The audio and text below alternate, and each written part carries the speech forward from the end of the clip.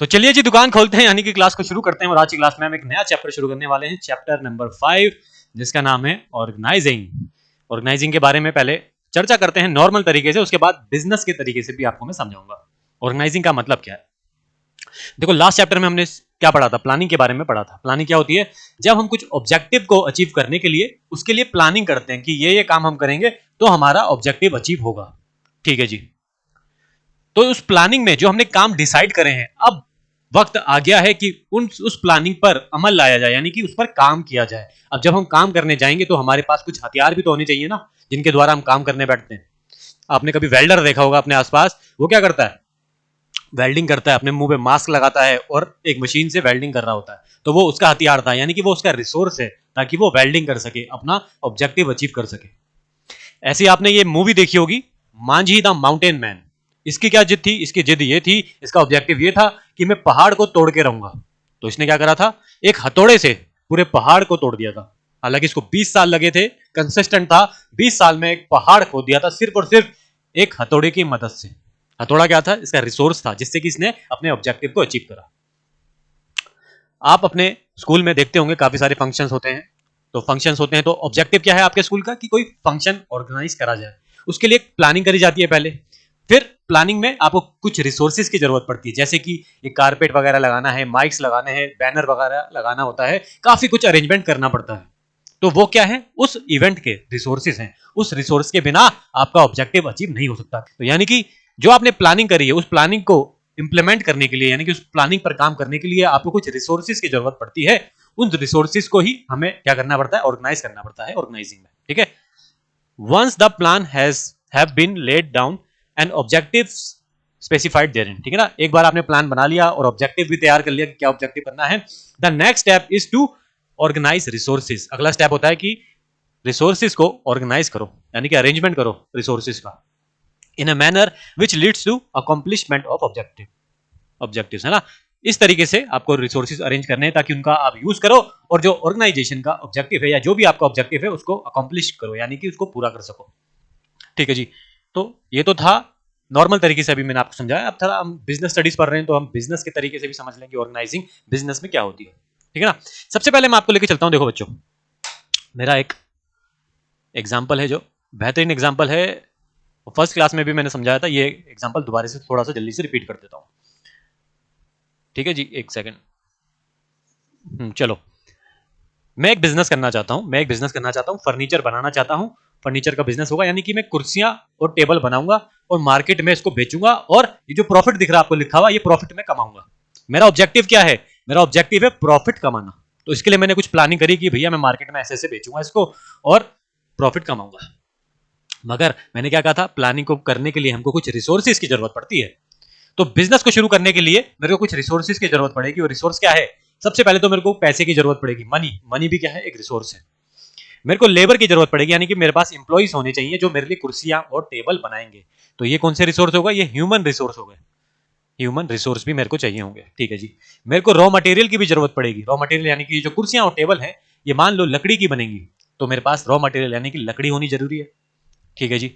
मेरे पास एक फैक्ट्री भी होनी चाहिए, यानी कि मेरे पास एक लोकेशन होगी जहां पर मैं मेरे एम्प्लॉइज जो है वो कुर्सियां और टेबल बनाएंगे, और इस फैक्ट्री के अंदर मशीन्स भी मेरे को लगानी पड़ेंगी। तो मशीन भी एक रिसोर्स है, यानी कि ये सारे क्या हो गए? रिसोर्स। अगर ये सब मेरे पास नहीं हुए तो मैं बिजनेस अपना शुरू नहीं कर सकूंगा, और जो मेरा ऑब्जेक्टिव है प्रॉफिट कमाने का, ये मैं अचीव नहीं कर सकूंगा। तो रिसोर्सेज क्यों जरूरी है? ताकि हम अपने ऑब्जेक्टिव को अचीव कर सकें प्लानिंग के अकॉर्डिंगली काम करते हुए। ठीक है जी। अब जल्दी से हम चलते हैं अपनी शीट पर और आगे चर्चा करते हैं। ठीक है जी। तो मैंने क्या बताया अभी आपको? ऑर्गेनाइजिंग का मतलब क्या हो गया? ऑर्गेनाइजिंग का मतलब ये होता है कि हमको रिसोर्सेस अरेंज करने हैं। पहला रिसोर्स क्या? ह्यूमन एफर्ट्स, यानी कि जो हमारे इंप्लॉइज हैं, यहां पर इंप्लॉइज की बात करी जा रही है। इंप्लॉइज अरेंज करने हैं हमको जो हमारे लिए काम करेंगे। दूसरा, बाकी के सारे रिसोर्सेस। कौन कौन से रिसोर्सेस हो सकते हैं? रिसोर्सेस काफी टाइप के होते हैं, जनरली मैं 4M बोलता हूं, इससे ज्यादा भी हो सकते हैं। पहला M है मैन, यानी कि इंप्लॉय। दूसरा M हो गया मटेरियल, यानी कि रॉ मटेरियल। तीसरा M हो गया मनी, यानी कि पैसा। चौथा M हो गया, फोर्थ M हो गया आपका मशीन, है ना। तो ये सारे और भी सारे काफी सारे होते हैं resources, business to business depend करते हैं। हम सीख रहे हैं ऑर्गेनाइजिंग। ऑर्गेनाइजिंग में हम क्या करते हैं, हम ऑर्गेनाइजिंग में करते हैं जो हमारा इंप्लॉइज है, यानी कि जो ह्यूमन एफर्ट लगने वाले हैं बिजनेस को करने में, उसको कोऑर्डिनेट करना है, यानी कि तालमेल बिठाना है किसके साथ, रिसोर्सेज के साथ, ताकि ये जो ह्यूमन रिसोर्स है ये रिसोर्सेज पर काम करके हमारी ऑर्गेनाइजेशन का ऑब्जेक्टिव अचीव कर सकें। इंप्लॉइज क्या करेंगे, काम करेंगे रिसोर्सेज में, यानी कि मान लो ये जो मेरे इंप्लॉइज हैं वो कहां जाएंगे, फैक्ट्री में जाएंगे, रॉ मटेरियल उठाएंगे और मशीन पर जाकर काम करना शुरू कर देंगे और फिर कुर्सी और टेबल बना देंगे, कुर्सी और टेबल बना देंगे। ठीक है ना, यहां लिख देता हूं। तो ये एम्प्लॉइज क्या करेंगे, फैक्ट्री में जाएंगे, रॉ मटेरियल यानी कि लकड़ी उठाएंगे, मशीन, और जो मशीन लिखा हुआ है मशीन के द्वारा काम करेंगे और प्रोडक्ट बनाएंगे, यानी कि कुर्सी और टेबल बनाएंगे, फिर जाके इसको मैं मार्केट में बेचूंगा और फिर मेरा जो ऑब्जेक्टिव है प्रॉफिट वो मैं अचीव करूंगा। ठीक है ना, तो ऑर्गेनाइजिंग में क्या आ गया, ह्यूमन एफर्ट्स को हम कोऑर्डिनेट कर देते हैं रिसोर्सेज के साथ। रिसोर्सेज क्या हो गया, एक बार अलग तरीके से भी समझ लो। रिसोर्सेज का मतलब आपके पास भी काफी रिसोर्स होते हैं। रिसोर्स का मतलब वो चीजें जो आप यूज करते हो, आपके पास मोबाइल फोन है, आप उसको यूज कर रहे हो तो वो आपके लिए रिसोर्स है। आपने फैन ऑन कर रखा है तो वो भी आपके लिए रिसोर्स है। और अगर आप लैपटॉप चला रखा है, आपने वाईफाई चला रखा है तो वो भी आपके लिए रिसोर्स है। तो बिजनेस के भी कुछ रिसोर्सेज होते हैं, अलग अलग बिजनेस के अलग अलग रिसोर्सेज होते हैं, जैसे कि मैंने आपको एग्जाम्पल दिया था। ठीक है जी। Organising essentially implies a process which coordinates human efforts। Organising में क्या आता है, coordination of human efforts and assembles resources. Assemble करना मतलब इकट्ठा करना, रिसोर्सेज को इकट्ठा करना, लेकर आना अपने ऑर्गेनाइजेशन में ताकि इंप्लॉइज उस पर काम कर सकें। एंड इंटीग्रेट बोथ, यानी कि ह्यूमन रिसोर्स और रिसोर्सेज को इंटीग्रेट कर देना into a unified whole. Unified whole का मतलब इसको एकजुट कर देना और इनका यूटिलाइज करना ताकि ऑर्गेनाइजेशन का ऑब्जेक्टिव अचीव हो सके। ठीक है ना, कितनी सिंपल सी बात है।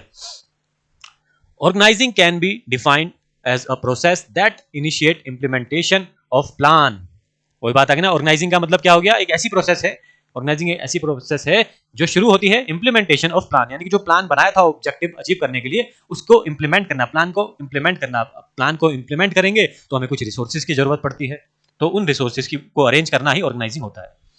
Plan by clarifying jobs and working relationship and effectively deploying resources for attainment of identified and desired result and goal। ठीक है ना, जो मैंने आपको अभी बताया वही इसमें लिखा गया। ठीक है जी, तो चलिए जी अब चलते हैं नेक्स्ट क्वेश्चन पर, जो कि है steps in the process of organising. कौन कौन से स्टेप्स लिए जाते हैं ऑर्गेनाइजिंग में। पहला स्टेप है identification and division of work. ठीक है जी। दूसरा है डिपार्टमेंटलाइजेशन। तीसरा है assigning of duties and fourth है establishing authorities and reporting relationships. देखते हैं कौन कौन से स्टेप लिए जाते हैं ऑर्गेनाइजिंग में। तो सबसे पहले हम पढ़ेंगे identification and division of work. इसके लिए मैं अपने एग्जांपल पर आपको लेकर चलता हूं। जो मैंने आपको एग्जांपल दिया था कि मैं फर्नीचर का बिजनेस करूंगा और प्रॉफिट कमाऊंगा। ठीक है जी। इस प्रॉफिट को कमाने के लिए मेरे को कुछ काम करने पड़ेंगे। सबसे पहला क्या काम करना पड़ेगा, मेरे को जो रॉ मटेरियल है, यानी कि जो लकड़ी है जिससे कुर्सियां और टेबल बनाए जाएंगे, फर्नीचर बनाया जाएगा, वो लकड़ी मेरे को, यानी कि वो वुड मुझे खरीदना पड़ेगा। मेरे को एक काम और करना पड़ेगा कि प्रोडक्शन करना पड़ेगा, कि लकड़ियां तो खरीद ली हैं, अब उस लकड़ी से कुर्सियां और टेबल बनानी पड़ेंगी, यानी कि फैक्ट्री में प्रोडक्शन करना पड़ेगा जहां पर कुर्सियां और टेबल बनाई जाएंगी। ठीक है जी। अब कुर्सियां और टेबल बन गई है तो मेरे को मार्केटिंग भी करनी पड़ेगी, लोगों को बताना पड़ेगा मार्केटिंग करके, एडवर्टाइजमेंट करके कि भैया आप हमारी कुर्सियां और टेबल खरीदिए। उसके बाद क्या क्या क्या किया जाएगा, जब हमारी मार्केटिंग हो जाएगी, लोगों को पता चल जाएगा, तो कस्टमर भी आएंगे खरीदने के लिए। कस्टमर आएंगे खरीदने के लिए तो हम सेल्स करेंगे, यानी कि अपनी कुर्सियां और टेबल उनको बेचेंगे। और जब कुर्सियां और टेबल बिकेंगी तब जाकर जो हमारा ऑब्जेक्टिव है वो अचीव होगा, यानी कि हमको प्रॉफिट कमाया जाएगा। ठीक है जी। तो इसका मतलब मैंने क्या करा, सबसे पहले ये करा कि मैंने काम डिसाइड कर लिए कि ये काम करने हैं, तब जाकर हम अपना ऑब्जेक्टिव अचीव करेंगे। एक काम क्या हो गया, परचेज का, एक काम हो गया प्रोडक्शन का, एक काम हो गया मार्केटिंग का, एक काम हो गया सेल्स का। ये काम करे जाएंगे, ये मैंने डिसाइड कर लिया, यानी कि काम बांट दिया मैंने कि मेरे को कुछ इंप्लॉइज ऐसे चाहिए जो मेरे लिए परचेज का काम करेंगे, कुछ इंप्लॉइज या मैनेजर कह लीजिए वो क्या काम करेंगे, प्रोडक्शन का काम करेंगे, और कुछ इंप्लॉइज चाहिए जो मेरे लिए मार्केटिंग का काम करेंगे, और कुछ इंप्लॉइज चाहिए जो मेरे लिए सेल्स का काम करेंगे, तब जाके हम प्रॉफिट कमा सकेंगे। ठीक है जी। तो देखते हैं नोट्स में क्या लिखा गया है। The first step in the process of organizing involves identifying and dividing the work that has to be done in accordance with the previously determined plans। यानी कि जो आपने प्लान बनाया है ऑब्जेक्टिव को अचीव करने के लिए, उसमें कौन कौन से काम आपको करने हैं उनको आइडेंटिफाई करिए, यानी कि पहचानिए और डिवाइड कर दीजिए वर्क को, यानी कि काम को बांट दीजिए, है ना। मैंने जैसे काम बांट दिया, एक परचेज का काम, एक प्रोडक्शन का, एक मार्केटिंग का और एक सेल्स का। ठीक है जी। The work is divided into manageable activities so that duplication can be avoided and the burden of work can be shared among the employees. Duplication can be avoided का मतलब क्या हो गया? देखो, मैंने काम बांट दिया है, अब जब एम्प्लॉइज आएंगे, जो उनका काम क्या होगा? सिर्फ और सिर्फ परचेज करना, ये परचेज के अलावा और कुछ काम नहीं करेंगे। प्रोडक्शन वालों का क्या काम होगा? सिर्फ और सिर्फ प्रोडक्शन करेंगे, यानी कि कुर्सियां और टेबल बनाएंगे, इसके अलावा कुछ और काम नहीं करेंगे। मार्केटिंग वाले भी सेम काम करेंगे मार्केटिंग का, और कोई काम नहीं करेंगे। सेल वाले भी सिर्फ सेल का काम देखेंगे, कुछ और काम उनको नहीं करना है। ठीक है ना। इससे क्या होगा? डुप्लीकेशन ऑफ वर्क अवॉइड हो जाएगी। डुप्लीकेशन का मतलब क्या हो गया? मान लो परचेज कर ली परचेज वाले ने, प्रोडक्शन वाला प्रोडक्शन कर रहा है, अब ये परचेज भी करने बैठ गया। परचेज वाले तो परचेज लेकर आ गए, यानी कि लकड़ियां खरीद के लेकर आ गए, प्रोडक्शन वाला भी लकड़ियां खरीद के लेकर आ गया, मार्केटिंग वाला भी लकड़ियां खरीद के लेकर आ गया, सेल्स वाला भी लकड़ियां खरीद के लेकर आ गया। इससे क्या हो गया? डुप्लीकेशन ऑफ वर्क हो गया, मतलब एक काम बार बार करा जा रहा है। तो इसलिए हमने काम बांट दिए, इनको बता दिया भाई तेरा काम परचेज का है, सिर्फ परचेज का काम करेगा, प्रोडक्शन वाले तू सिर्फ प्रोडक्शन का काम करेगा, मार्केटिंग वाले तू सिर्फ मार्केटिंग का काम करेगा, सेल वाले सिर्फ सेल का काम करेगा, और कोई काम आपको नहीं करना है। इसलिए क्या होता है? डुप्लीकेशन ऑफ वर्क अवॉइड हो जाता है, और बर्डन ऑफ वर्क है जो वो भी डिवाइड हो जाता है ना। ऐसा तो नहीं है कि हाँ भाई परचेज वाले को ही प्रोडक्शन करनी है, मार्केटिंग भी करनी है, सेल भी करनी है, तो जो बर्डन था, जो बोझ था काम का, वो भी हल्का हो जाता है, क्योंकि काम हमने बांट दिया है।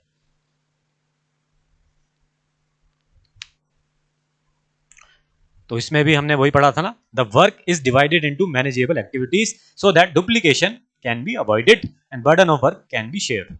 ठीक है जी। अब चलते हैं नेक्स्ट स्टेप की तरफ, डिपार्टमेंटलाइजेशन। डिपार्टमेंटलाइजेशन का मतलब आपने जो काम बांट दिए है ना, उसी को आपने डिपार्टमेंट का नाम दे दिया है कि ये सेल्स का डिपार्टमेंट है, ये मार्केटिंग का डिपार्टमेंट है, ये परचेज का डिपार्टमेंट, ये प्रोडक्शन का डिपार्टमेंट है, ये ह्यूमन रिसोर्स का डिपार्टमेंट है, ये फाइनेंस का डिपार्टमेंट है। सबके आपने अलग अलग डिपार्टमेंट बना दिए हैं। ये तो मैंने एक नॉर्मल ऑर्गेनाइजेशन का आपको बताया।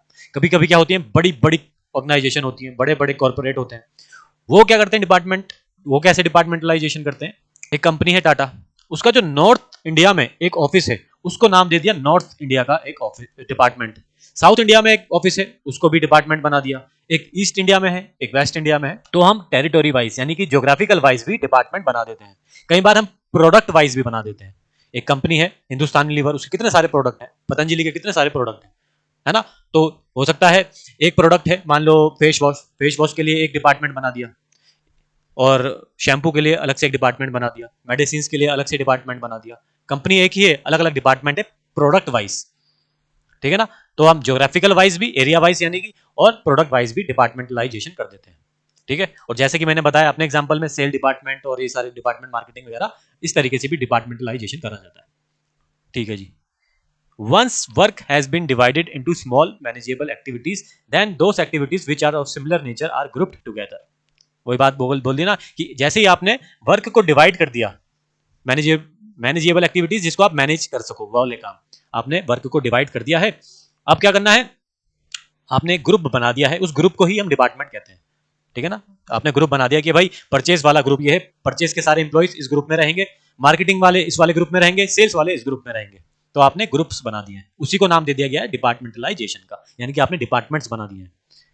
This grouping process is called departmentalisation. इसी ग्रुपिंग प्रोसेस को कहा जाता है departmentalisation. Departments can be created using several criteria as a basis. Examples हैं, examples of some of the most popularly used basis are territory. Territory मतलब वही area wise कि north India में बना दिया एक साउथ इंडिया में बना दिया डिपार्टमेंट, एक वेस्ट इंडिया में बना दिया, ईस्ट इंडिया में बना दिया। ठीक है जी। एंड प्रोडक्ट्स, प्रोडक्ट वाइज भी आप डिपार्टमेंट्स बना सकते हो, जैसे कि मैंने बताया कपड़ों का बना दिया, क्लोथ्स का डिपार्टमेंट है, कॉस्मेटिक्स का है, अलग अलग डिपार्टमेंट्स बना दिए जाते हैं। तो नटशेल में एक बार फिर देख लो क्या होता है, क्या होता है डिपार्टमेंटलाइजेशन। डिपार्टमेंटलाइजेशन का मतलब है आपने जिस काम को बांटा है, अब उनके आपने ग्रुप्स बना दिए हैं, उस ग्रुपिंग को ही क्या कहा जाता है? डिपार्टमेंटलाइजेशन। तो चलिए जी, अब चलते हैं नेक्स्ट स्टेप की तरफ, जो कि है असाइनमेंट ऑफ ड्यूटीज। आपने सबसे पहले स्टेप में क्या करा था? काम को बांटा था। दूसरे स्टेप में क्या करा था आपने? दूसरे स्टेप में आपने उनको ग्रुप बना दिया था, यानी कि उसको डिपार्टमेंट का नाम दे दिया था। थर्ड स्टेप में आप क्या करना है? जो आपने ग्रुप बनाए हैं भाई, अब उसके अंदर भर्तियां भी तो करोगे, इंप्लॉइज भी तो लाओगे, ताकि काम को शुरू करा जाए। जो आपने काम बांटा है अब उसके अंदर आपको एम्प्लॉइज लाने हैं, एम्प्लॉइज को बताना है कि भाई आपका सेल्स का काम है, हाँ भाई आपका मार्केटिंग का काम है, हाँ भाई आपका परचेज का काम है, हाँ भाई आपका प्रोडक्शन का काम है। उनको काम सिखाना है, बताना है और उनसे काम करवाना है। इसी को कहा जाता है असाइनमेंट ऑफ ड्यूटीज, यानी कि उनको ड्यूटीज देना, काम देना, ताकि वो काम कर सके। कौन? Employees. It is necessary to define the work of different job positions and accordingly allocate work. Allocate work यानी कि वर्क प्रोवाइड करना किसको? To various employees.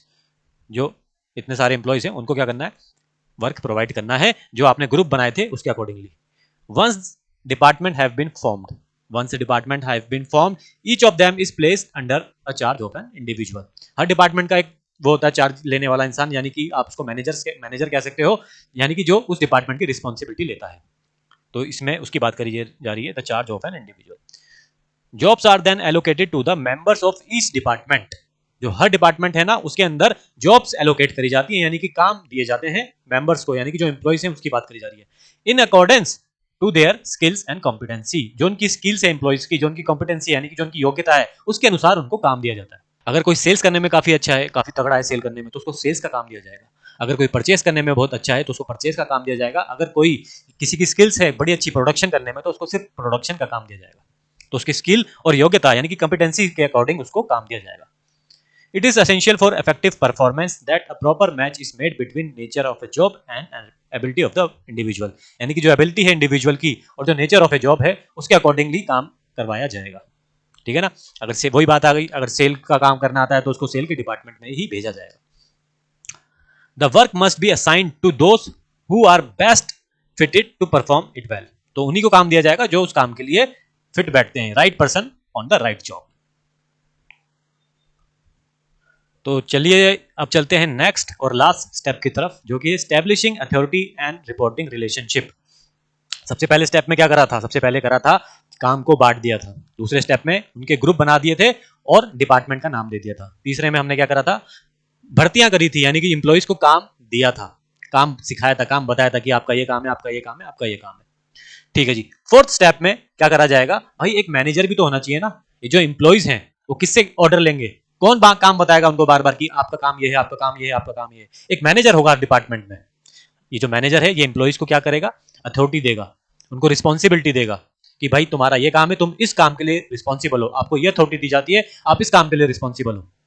ये कौन देगा? मैनेजर देगा। तो हर डिपार्टमेंट का एक मैनेजर बना दिया जाएगा। Merely allocating work is not enough. खाली आप वर्क दिए जा रहे हो एम्प्लॉइज को काम करने के लिए, ये काफी नहीं है। Each individual should also know who he has to take orders from and to whom he is accountable। मतलब कि हर इंडिविजुअल यानी कि हर एम्प्लॉय को पता होना चाहिए कि वो किससे ऑर्डर लेगा और किसके लिए वो अकाउंटेबल है, किसको जाके रिपोर्ट करेगा कि हाँ भाई हमने काम कर लिया है, किसको बताएगा? एक इंडिविजुअल ऐसा जरूर होना चाहिए, वो है manager. The establishment of such clearly relationship helps to create a hierarchy structure and helps in coordination amongst various departments। वही बात कर दी गई है इसमें भी। ठीक है जी, तो कुछ एक्स्ट्रा नहीं है। तो पहला स्टेप क्या था? आपने वर्क को डिवाइड करा। दूसरे में आपने ग्रुप बनाया, डिपार्टमेंट बना दिया, यानी कि डिपार्टमेंटलाइजेशन करी। थर्ड में आपने क्या करा था? थर्ड में आपने एम्प्लॉइज की भर्ती करी थी, काम उनको दिया था। फोर्थ में आपने एक मैनेजर अपॉइंट करा। अब ये मैनेजर का क्या काम होगा? मैनेजर का काम ये होगा कि जो एम्प्लॉइज हैं उनको काम देना, उनको रिस्पॉन्सिबिलिटी देना, और जो एम्प्लॉय है उनका काम यह है कि अपने मैनेजर को रिपोर्ट करना, उनको बताना कि हाँ भाई काम हो गया है, क्या क्या डेवलपमेंट हुई है काम में, वो सब कुछ उसको रिपोर्ट करना। ठीक है जी। तो ये स्टेप्स हमारे खत्म होते हैं किसके? ऑर्गेनाइजिंग के।